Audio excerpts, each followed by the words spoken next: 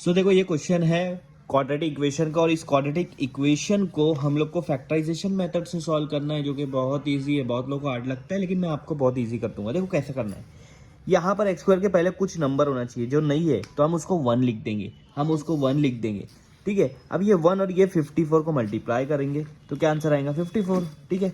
अब ये 54 में से दो नंबर निकालना है, दो ऐसा नंबर निकालना है जिसको मल्टीप्लाई करूंगा तो ये आना चाहिए, और प्लस माइनस करूंगा उस दो नंबर का तो ये आना चाहिए, ठीक है। साइन के साथ प्लस 54 आना चाहिए अगर मल्टीप्लाई करूंगा तो, और प्लस माइनस करूंगा तो -15 आना चाहिए।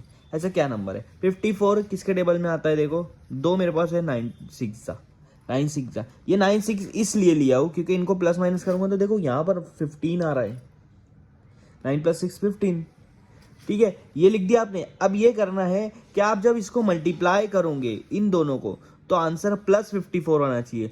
और मल्टीप्लाई दो नंबर को अगर मल्टीप्लाई करते हो तो आंसर तभी प्लस में आता है जब या तो वो दो नंबर दोनों प्लस में हो या तो वो दोनों माइनस में हो।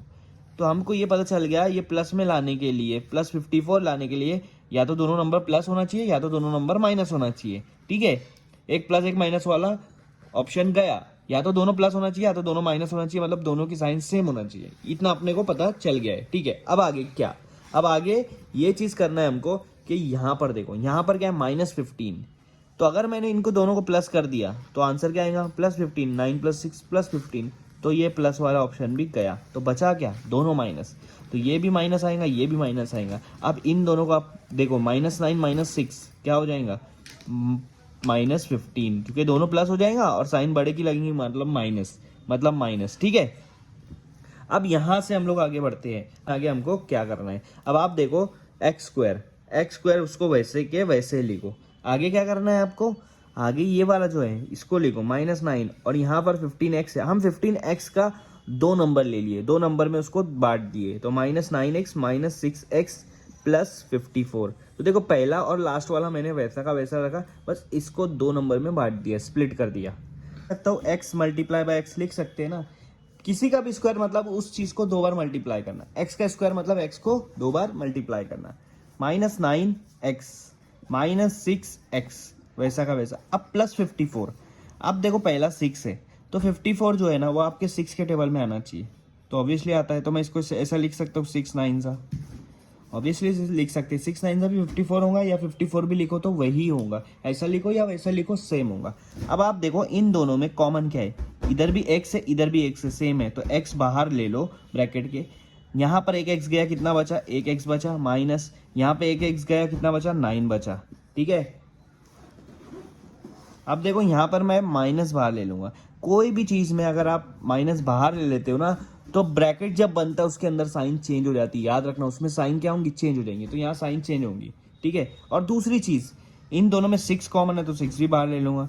पहले वाले में बचा x, देखो x की साइन क्या थी? यहाँ पर माइनस थी, अब प्लस हो गई।